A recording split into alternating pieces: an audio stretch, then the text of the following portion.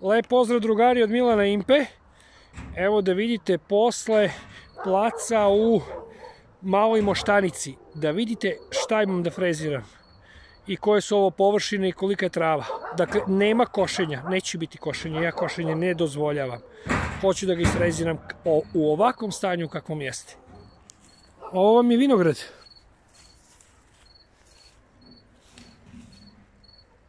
Pogledajte travu. Evo. Dokle meni dođe. Evo, ja ću da uspravim koleno, da ne bude posle problem. Pravo koleno preko kolena. Pogledajte.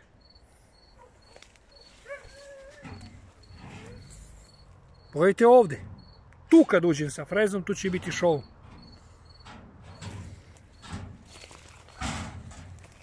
Pogledajte ovde. Tu sve ulazim sa frezom, sa Hondom. Ne može ovde antrak, ja sam razmišljao sa antrakom, ali nema šanse ovde antrak ima da se zaglavi. Pogledajte. I ovo ovde. Sad ću dalje da vam pokažem. Sve se ovo frezira. Moj dobar drug Marko je predložio da se prvo pokosi, pa onda da freziramo. Ja sam rekao ne. Ne dolazi u obzir. Biće ovde freziranja i freziranja i freziranja. Gledajte koja je trava. Ovo je već 2 puta košeno. Ali više ne. Samo da završim ovaj plac. U subotu, nedelju i ponedeljak dolazim ovde. Sad ćete da vidite tamo kako je. Sve se ovo, kažem, frezira. Pogledajte ovu travuljinu. Šta sve ovde nema, a? Sve se to frezira. Nema košenja kod mene. Ako ste majstor, morate da budete majstor. Sve će ovo Honda da razbije. Samo ako Bog da kišu dobro. Dakle, ovaj plac je u pripremi.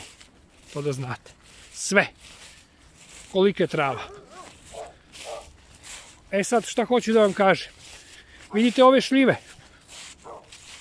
Tamo do kraja, skroz, ne vidi se kraj. Samo ostavljam stazicu od 50 cm da se stavljaju gajbe ili gajbice posle berbe. Sve se frezira, dakle, ide freza jedna u sredini, pa se vraćam u isto mesto, dakle u istoj sredini, pa jedna s poljašnje strane, pa još jedna sa druge poljašnje strane, pa ćemo vidjeti ovde isto tako da uradimo, dakle ovde ostaje samo 50 cm. Pogledajte ovu travu. Polegla je.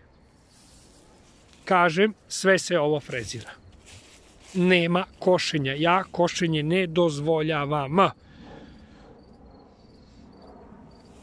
Sve.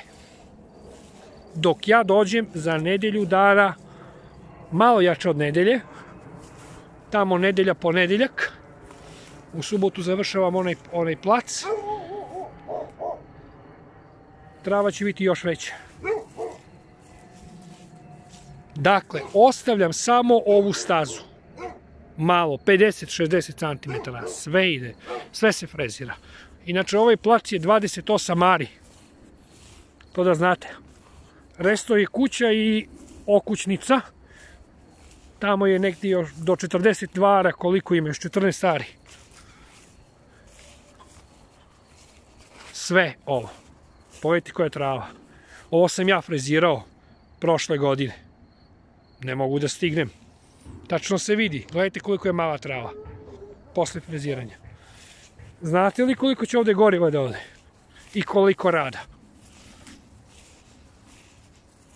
Bolje da me ne pitate. Ali moram da obavim svoj zadatak, zato što je Marko moj jako dobar prijatelj. I dobar drug. I on meni pomaže i ja njemu pomažem. I tu nema merenja na kantar. Mi se uvek dogovaramo i pomažemo jedan drugome. Ovde je već seks. Jel polegla trava? Pogledajte. Pogledajte sve ovo. Biće ovde žestokog freziranja. Pogledajte, meni noge malo ispod kolena. Pogledajte ovde koliko je trava polegla. Kažem, sve se frezira. Nema košenja, ne dozvoljava košenje. Koliko god je velika trava. Ovde je celom dužinom. Do kraja. Evo ovde je Marko kosio i tačno se vidi razlika, ogromna razlika. Mislim, nemamo o čemu da pričamo, da diskutujemo ovaj deo. Ovde će biti daleko lakše. Ali ja volim izazove, drugari. Ja obožavam teške zadatke i izazove. Ja na takvim zadacima se kalim i razvijam kao majstor. Ne samo u ovom poslu, svako. Pogledajte ovu travuljinu.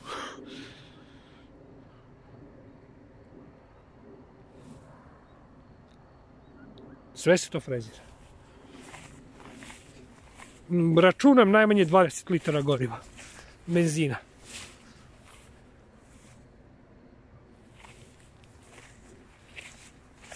Sve ovo.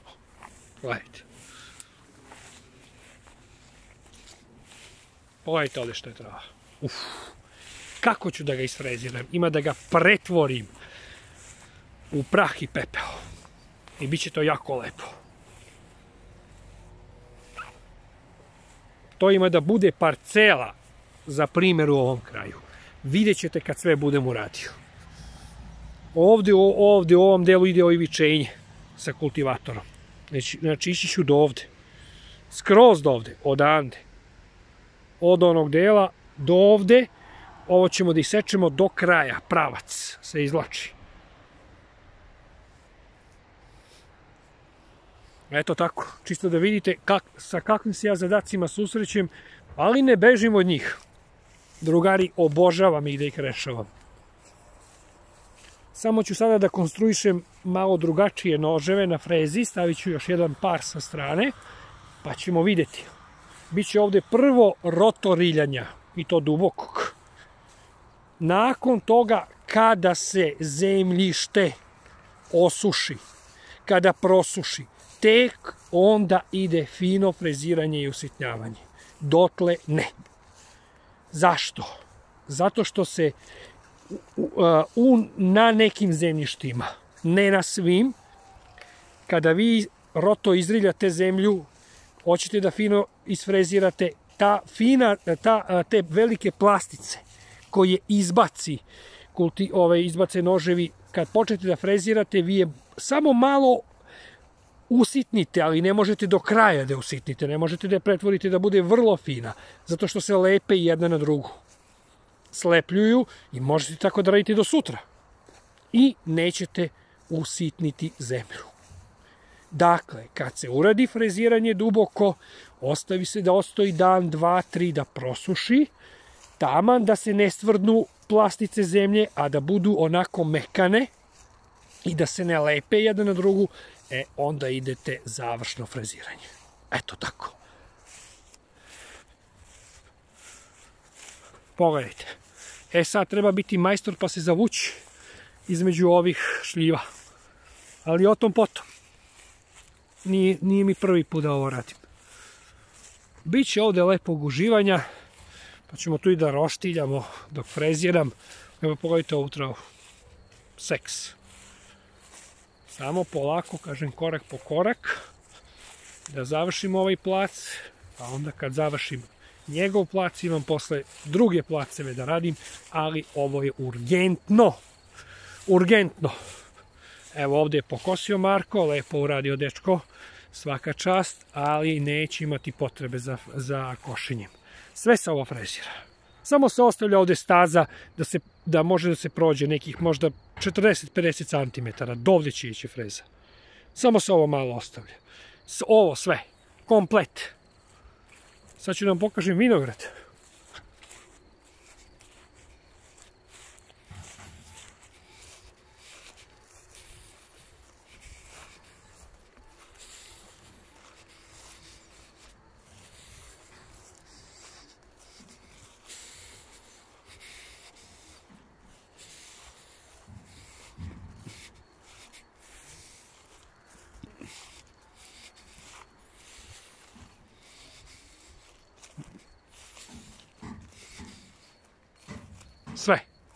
Sve komplet se frezira, kao što vidite, a oko vinograda ćemo trimerom da čistimo.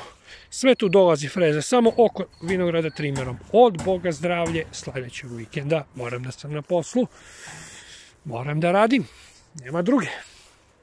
Generalno volim i posao koji radim u firmi, i let mi je posao za varivanje.